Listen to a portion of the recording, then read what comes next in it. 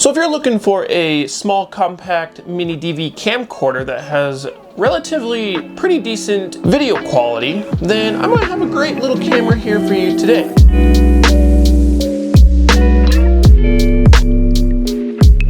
Welcome back to my camera collection. It's been a while. If you have kept up on my community tab, you've probably seen that I said that I was going to take a little break from making videos and all that. I was kind of getting the itch to keep making videos, and so here we are. My expected time being away from making YouTube videos is a little shorter than I was anticipating, but here we are, and we're making some more content for everybody. So today we're checking out the Sony DCR TRV-22. We'll go around and talk about some of the specs on this camera, and then we'll go around and check out the physical features on it. I'll give you some of my opinions on it, and at the end of the video, we will look at the test footage that comes out of this little guy. Let's get into today's video. So this little camcorder is from 2004, and it records to mini DV tapes. From what I can find online is the original price was $700. If you could compare that into today's world of cameras that you can get, this would be equivalent to maybe getting a Canon T7i, a Canon M50, or like what I'm shooting on right now is a Canon SL3. I think I paid about $700 for that camera. So back in 2004, that is like the quality that you could get. So it's, in 2004 terms, it's equivalent to a Canon SL3, Canon T7i, Canon M50, etc. But this little guy has a 10 times optical zoom along with a 120 times digital zoom. It's a little high, but it shouldn't be too bad. We'll have to test that out and see how it is. This little guy actually has a 2.5 inch touch LCD screen on it. I'll get to that here in a while, but those, the Sony touch screens from the early 2000s are not my favorite. It also has super steady shot on it instead of just traditional steady shot. It's also got zero lux night shot on it, so you can record in the darkness. And the single CCD sensor on this little guy creates 680,000 pixels, and it is a 1/4 of an inch CCD sensor on it. Now, I haven't tested this camera out a whole lot. From what I have read online, this has a touchscreen focus system on it. So from the way that that makes sense in my head is when you're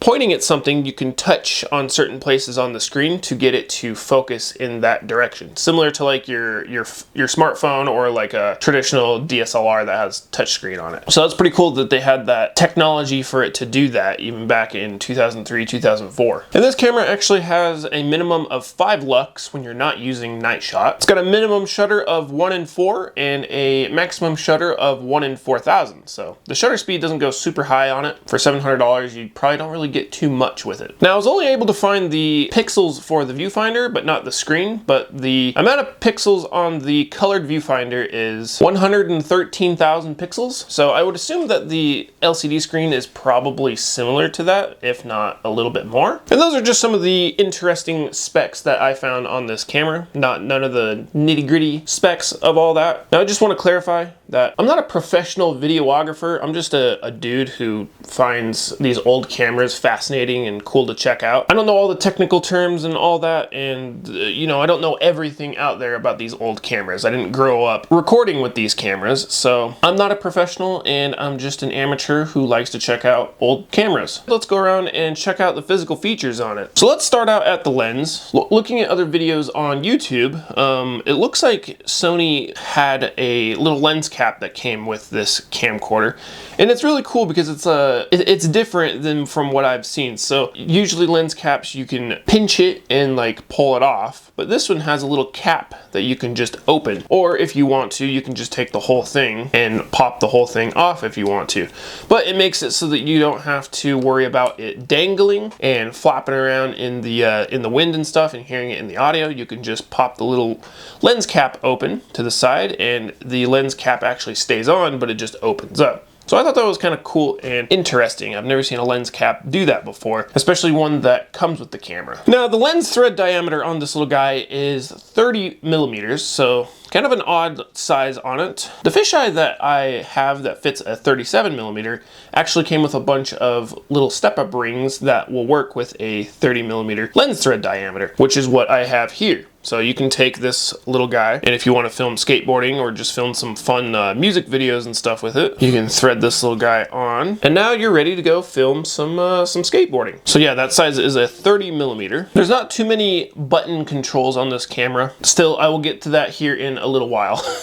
Before we go to the screen, we'll check out the buttons here, and this is the backlight button and your display/battery info. So you can turn the display on and off along with your battery information.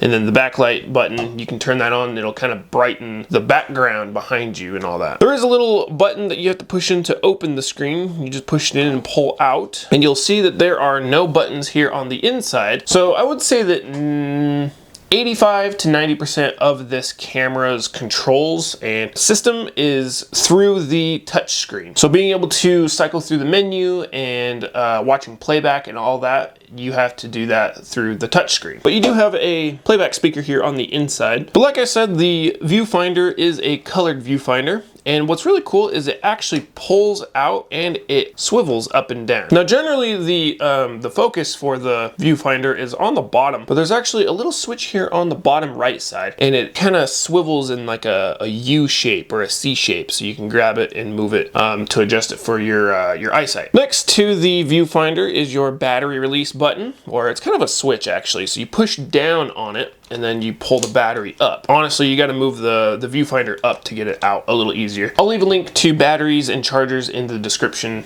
as well, if anybody needs one for their camera. There's a little compartment right next to the battery release button, and that is actually your DC in. And then below that, you got your record button and your power switch here. So I don't really like the record button that much. There's just a little tiny dot telling you that it's the record button. It's red. But just the shape, it feels, just feeling it, it feels very similar to the power switch. So sometimes I kind of don't know if I'm pushing it or not.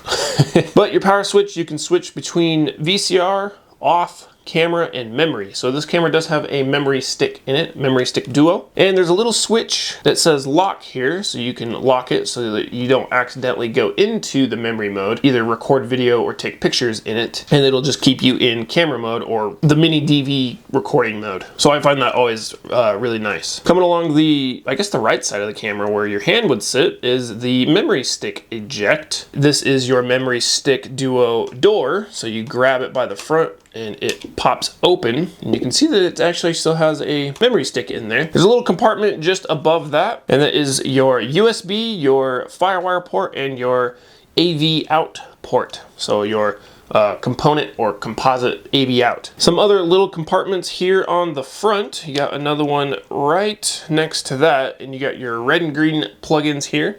So the green one is your headphone jack, so you can monitor audio, and your red one is your external mic plugin, which is very nice because you do have a cold shoe here. Well, it's actually a hot shoe as well, and you can mount mics and stuff like that up there if you want to. So that way you can get Sony's intelligent lights, and I don't know if they make mics or not. You can definitely get lights and stuff for these cameras that hook up to the intelligent accessory shoe or the hot shoe. You can brighten your image that way. You do have a stereo microphone here on the front. It's actually really small. And then you have your S-Video compartment here on the front as well. You have your infrared sensor here on the front for your wireless remote. And you get this little blue plug-in here, which is your 2.5mm remote jack here. So you can plug in a wired remote. Up on top, you get a little switch here that says night shot, and you got off and on, so you can turn your night shot on and off. You have one of the worst zoom rockers ever. Oh, this one is probably the tiniest zoom rocker I have ever used or seen. I mean, it's just itty bitty, and I hate these so much because you don't have much range of motion to get steady, smooth zooms in and out. And it just, I don't know, I hate them. They suck. And then you also got yourself a photo button.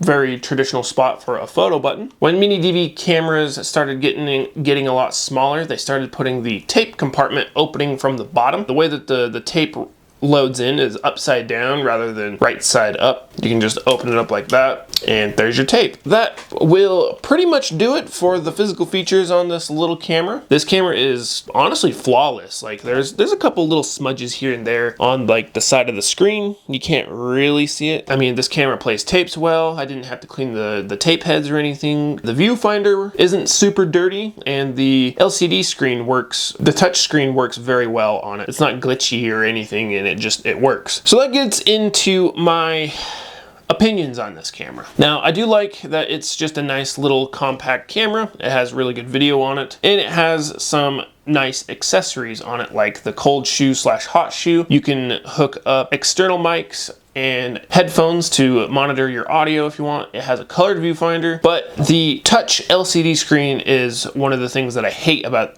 these cameras, because a lot of the early 2000s Sony like touch screens on their cameras, they generally end up going out. They'll just stop. Like you can see things on the screen and use it, you know, as a screen, but the touch screen stops working. So all of the functions for the camera, you can't even access it because the touch screen doesn't work.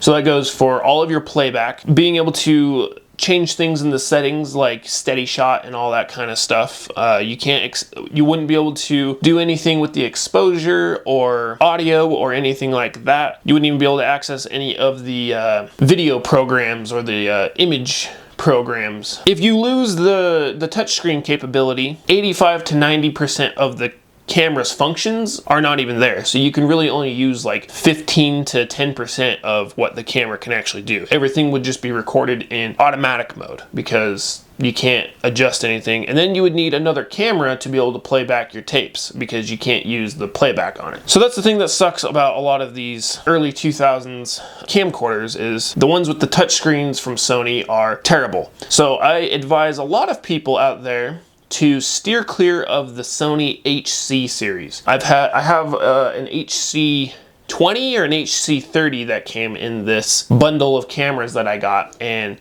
the touchscreen doesn't work on it. My dad let me borrow one of his camcorders. It's an HC 32. The touchscreen doesn't work on it either. Definitely the HC series have issues with their touchscreens. Now the TRV 22, I don't know if it does, but it seems very similar to those touchscreens. And the one thing that's different about the old touchscreens rather than newer cameras touchscreens is they're pressure censored.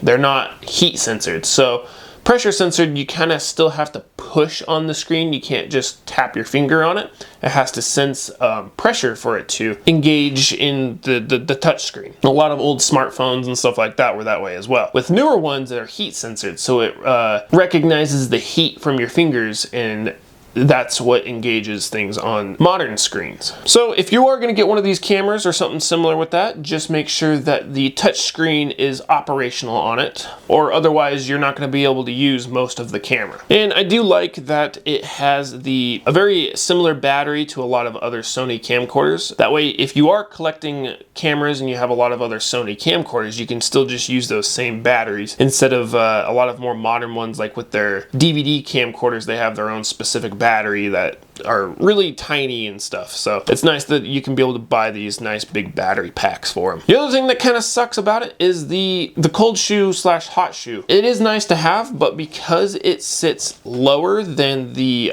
lens here, there's a lot of accessories that won't fit. Like I have a powered microphone that I have. To screw it down and lock it into place on it, you can't really do that because the screw for it bumps up against the side of the lens, making it so that you can't tighten it down, and it sits a little bit crooked and cockeyed. So that's the only thing that kind of sucks for it, is they needed to move it out just a little bit or have it come up and be level with the lens or bring the lens down. So it doesn't really work that well for a accessory shoe. The other thing that kind of is lame about the cold shoe is the fact that it's off to the side just a little bit. So if you want to have a small little filming rig for like skateboarding, if you want, you can get these cold shoe handles and they slide in. Now this one sits in there nice and well because the screws are very small, but the issue with it is that since it sits to the right of the camera, the weight of the camera sits to the left. So the camera wants to do it wants to pivot like this in your hand. So you have to kind of twist it to kind of keep it level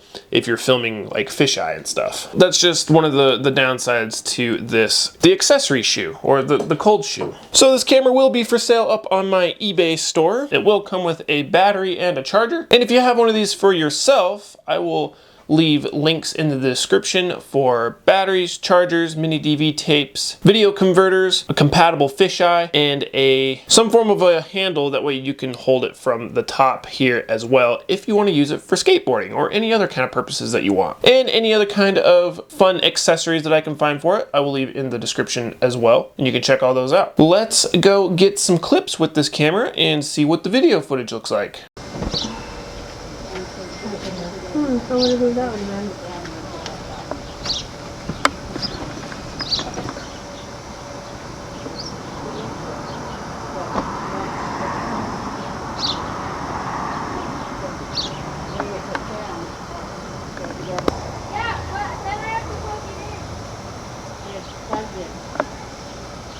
The cord isn't 3 inches long, Nikki. It's not that long. Then I already tried bringing it into the front room. That's where it was before. Yeah, I know. But he had it plugged into the wall. What's it plugged into? Behind the TV plugged into?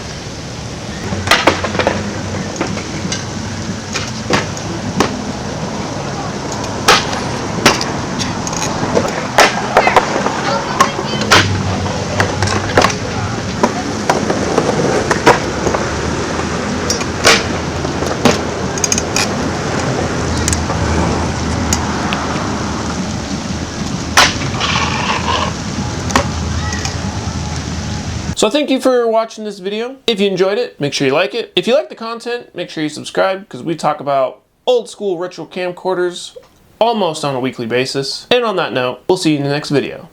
Have a good one.